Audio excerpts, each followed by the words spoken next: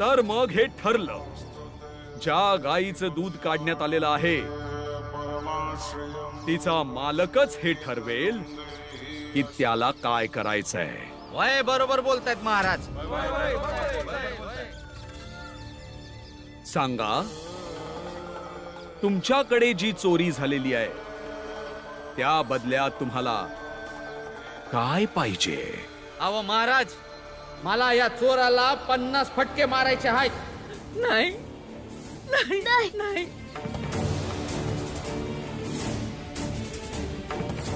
तेव्हा माझ्या मनाला शांती मिळेल. हा चुकीचा निर्णय आहे महाराज, एकदम चुकीचा आहे.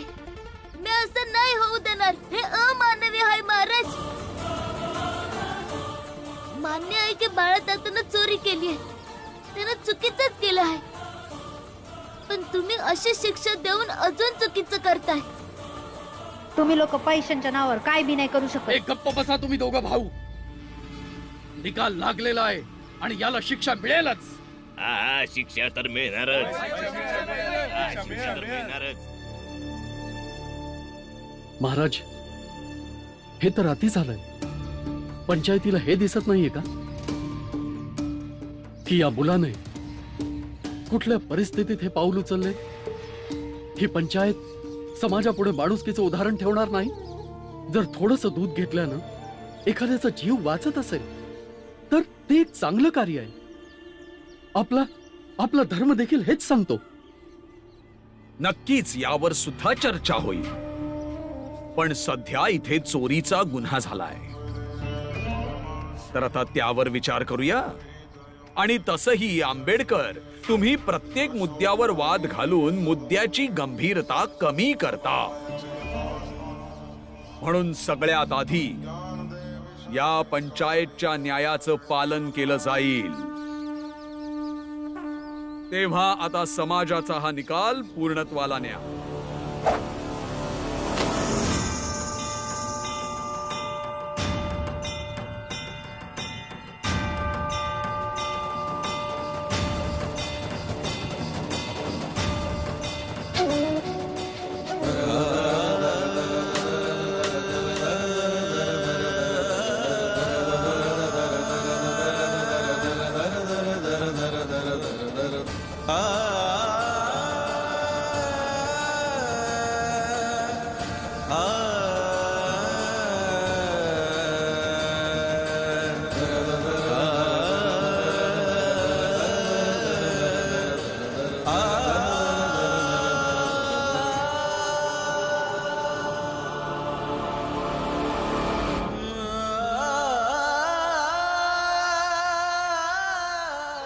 शिक्षा तुम्ही मला बी द्या.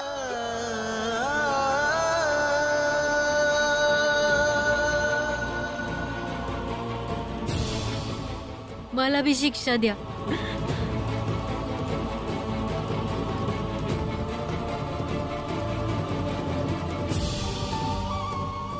मारा, आम्हा समजायची मारा, मारून टाका.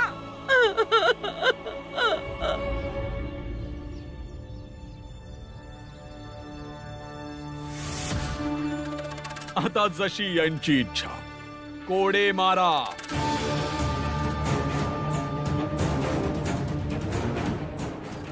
आणि आता मोजू नका. आणि इतके कोडे मारा, इतके मारा की प्रत्येकाच्या वाट्याला 50-50 कोडे आले पाहिजेत. आज घ्या मारून तुम्ही यांना कोडे, पण हा समाजाचा पराजय आहे. स्त्रिया आणि मुलांना कोडे मारणाऱ्याला देव कधीही माफ करणार नाही. शिक्षा ही शिक्षा असते आंबेडकर.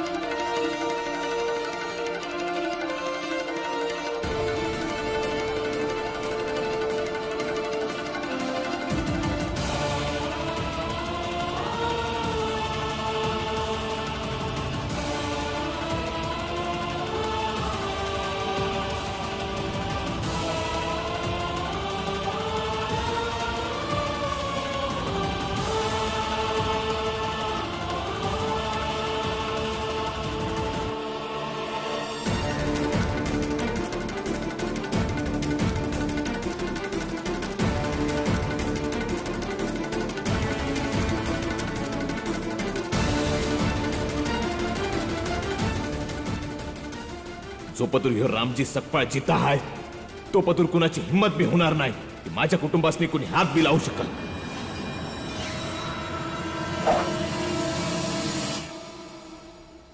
बाबा बाबा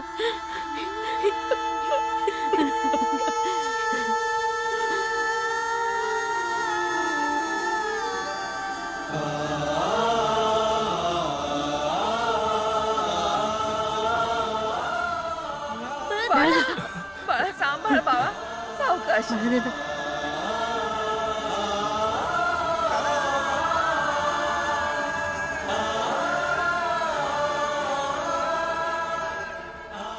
बाळा, बाळा कसा आहेस तू?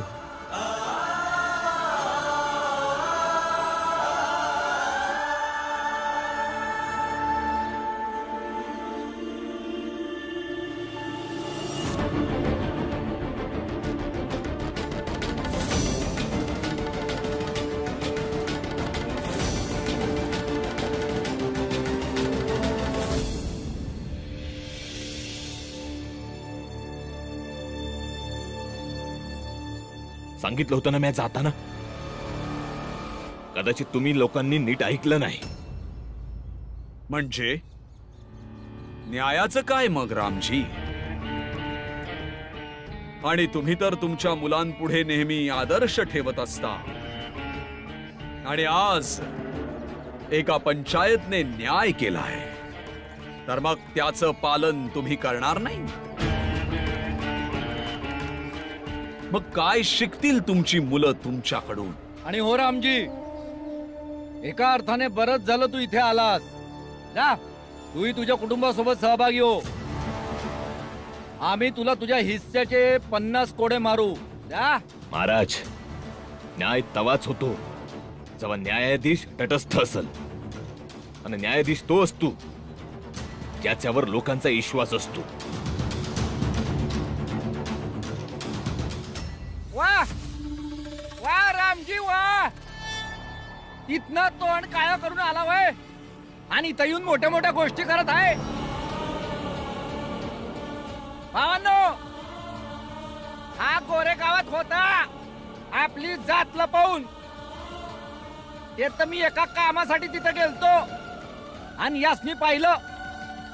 मग मी समध्यासनी सांगितलं की हा अस्पृश्य समाजाचा आहे. मग काय विचारता भावांनो, समध्यानं मिळून याचा तोंड काळा केलाय आणि गाववाल्यांनी यासनी धक्के मारून काढलंय. आणि आता पहा, ह्यो तुमच्या पुढे कसं नाटक बिटक करत आहे. बाप खोटारडा आणि पोरग चोर, आणि दोघं इथं चोरावर मोर.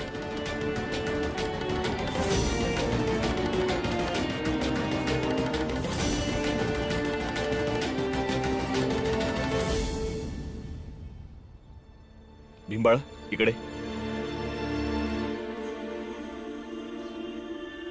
बिंबाळ, मला समद प्रकरण सांग.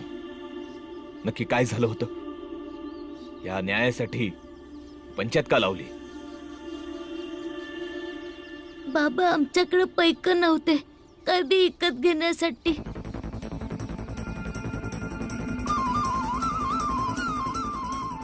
आनंद दादा, काय झालं? काय बी नाही झालं.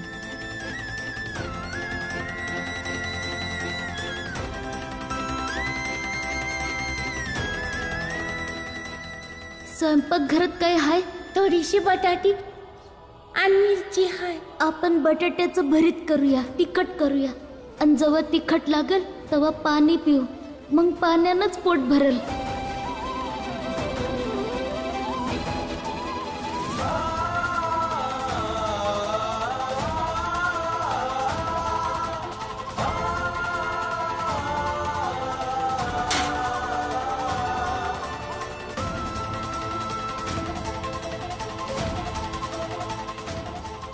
माझ्याकडनं एक चूक झाली भीम. मी चोर बनलो. तुम्ही बाळा दादाला बी संग घेऊन जा. चोरी करण्यात याचा बी हात होता. पोटात दुखतंय. आता तुझं पोट का दुखतंय?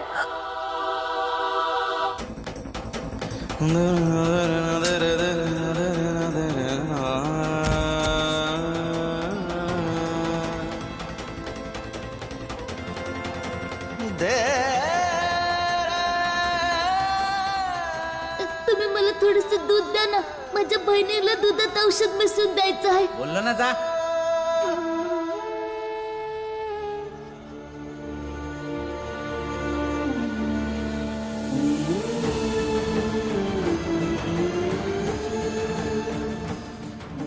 ए बघा इथं चोर हाय, चोर.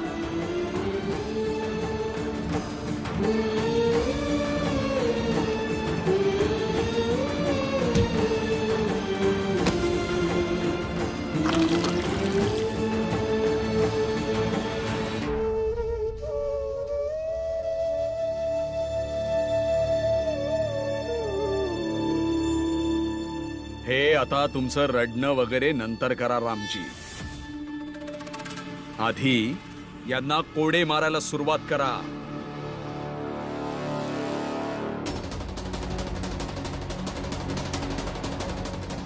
तुझी एवढी हिंमत की तू आम्हाला शिवशील का रे?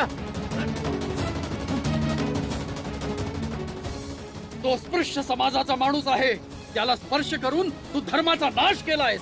करून घ्या तुम्ही शुद्धीकरण. पण आज न्याय होणार आणि तो पूर्ण न्याय होणार. आणि याला कोणी अधिकार दिला की एका हतबल पोराचा अशा क्रूरतेनं शोषण करल? त्याला आपल्या पहिल्यासारखं नांगराला झुपलं जाईल? याला किती फटके मारणार महाराज?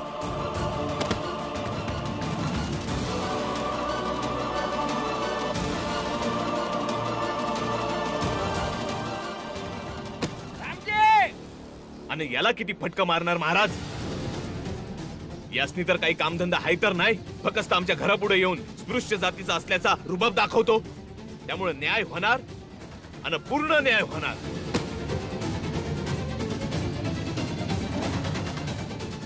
भीम लहान आहे म्हणून भाऊक होऊन न्यायाचा प्रसंग लहान केला होय. पण आता न्याय होणार आणि तो पूर्ण न्याय होणार. पूर्ण न्याय होणार. हो, आता पूर्ण न्याय होणार. आणि रामजी, महाराज नेहमी प्रत्येक वेळेला समाचार पाठवत राहायचे की कोणी बी भीम आणि रामजीची मदत नाही करायची म्हणून.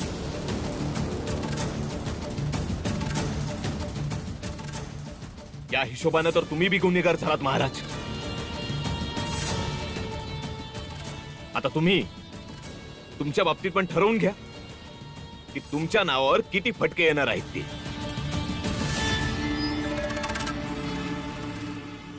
सन्मानाने बोल पाप्या, ते महाराज आहेत आमचे. पण गुन्हेगार बी तर आहेत, आणि जर न्यायाधीश बी गुन्हेगार आहेत तर तो बी गुन्हेगार आहे. आणि त्यासनी बी शिक्षा मिळायलाच पाहिजे. आणि हेच खरा न्याय आहे. त्याला बी शिक्षा मिळाली पाहिजे. न्याय मिळाला पाहिजे.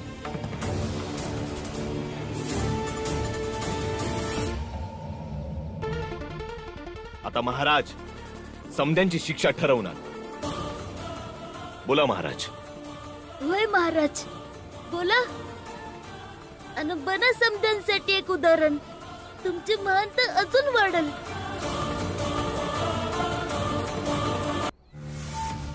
हा प्रकरण भरकटवतोय, सगळ्यांना गोंधळात टाकतोय. बरोबर आहे. जर गोंधळ झालाय तर जाऊया सरकारी कायद्याच्या दरबारात. कायदा कोणाच्या एकाच्या हातात नसायला पाहिजे, नाहीतर तो व्यक्ती आपल्या वैयक्तिक फायद्यासाठी वापरायला लागतो. आता तर महाराज बी या दृष्टिकोनातून गुन्हेगार आहेत, जसा दृष्टिकोनातून बाळा पण गुन्हेगार होता. म्हणून काय, आमच्या धर्माच्या बाबतीत, आमच्या सामाजिक व्यवस्थांच्या बाबतीत तुमचा कायदा काय कामाचा आहे? आमचा धर्मच पूरक आहे न्याय करण्यासाठी. नाही महाराज, समाजाच्या विसंगतीला आणि त्यातून निर्माण झालेल्या विवादासनी कायदा ठीक करल हेच बरोबर आहे. नाहीतर धर्म आणि जातीच्या नावावर हे समाज आमच्या सारख्या लोकांवर लय मोठा अन्याय करतो. धर्म आणि कायदा एकत्र करू नका. धर्म हा कायद्याने कधीच नियंत्रित करता येणार नाही. धर्म आणि कायद्याची लढाई लय मोठी आहे. तुम्ही त्यासनी असं पंचायत मध्ये बसून निर्णय नाही देऊ शकत. पण एवढं ध्यानात ठेवा, समध्यांच्या फायद्यासाठी कायद्याला धर्माच्या वर जागा दिली पाहिजे. नाहीतर सामाजिक संघर्षाच्या व्यतिरिक्त काय बी नाही मिळणार. बरोबर बोललेत रामजी.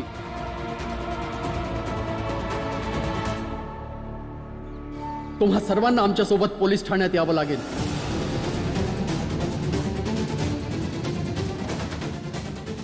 आता जो निकाल लागेल तो कायद्याने होईल.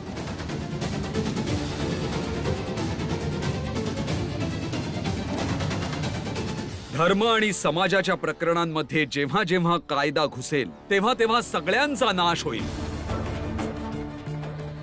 आम्ही देवाचे दूत आहोत. तुम्हा सगळ्यांच्या भल्यासाठी आम्ही या पंचायतीचं नेतृत्व करण्यासाठी होकार दिला होता. नाहीतर या अशा प्रकरणात आम्हाला काही रस नाही. आम्ही जातोय इथून. तुम्ही बघा तुम्हाला काय करायचंय. तुमचे महाराज घाबरून पंचायतीमधून पळतायत. आमच्या निवासस्थानी जातो आहोत. आणि फौजदार साहेब, आम्हाला जर ठाण्यात घेऊन जाण्याची गरज भासली तर आम्हाला आमच्या निवासस्थानावर न्यायला या.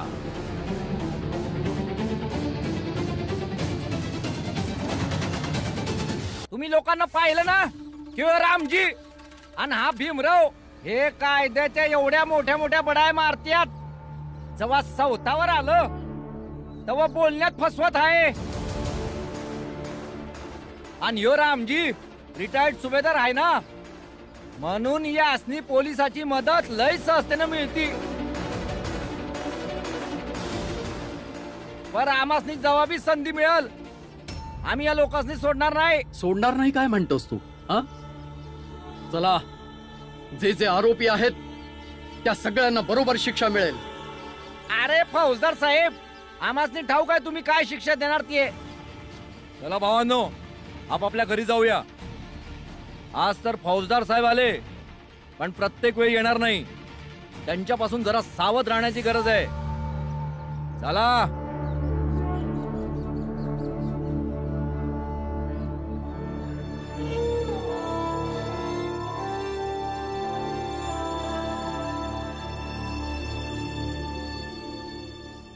रामजी, तुमचा हा धाकटा पोरगा भीम खूप समजदार आहे. याने सांगितलंय की हा एक अशी व्यवस्था बनवण्यात मदत करेल जिथे सगळ्यांना समान न्याय मिळेल. या प्रकाराने न्यायाचा तमाशा होणार नाही. देव करो हा जो विचार करतोय ते नक्की होवो.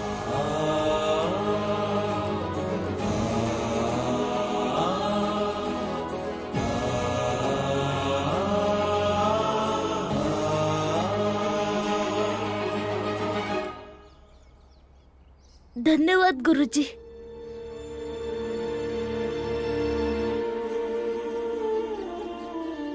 रामजी, तू आलास म्हणून बरं वाटलं.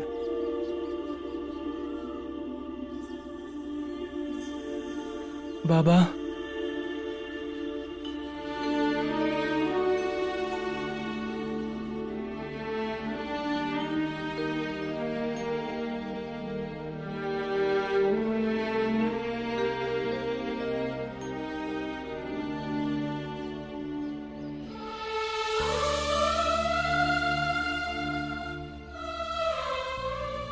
एवढं समज झालं, पण मला कोणी बी काही सांगितलं नाही. पण म्या तर पैका तर पाठवले होते. मग अशी काय गरज पडली? जिजाबाईने तुला काहीतरी सांगायला सांगितलं आहे. तिचं म्हणणं आहे की तुझ्या बाबांचं पैक घेऊन तू खूप आनंदी असशील. तर आता बाबांना चिठ्ठी लिहून सांग की मला आता पैशांची गरज नाही म्हणून.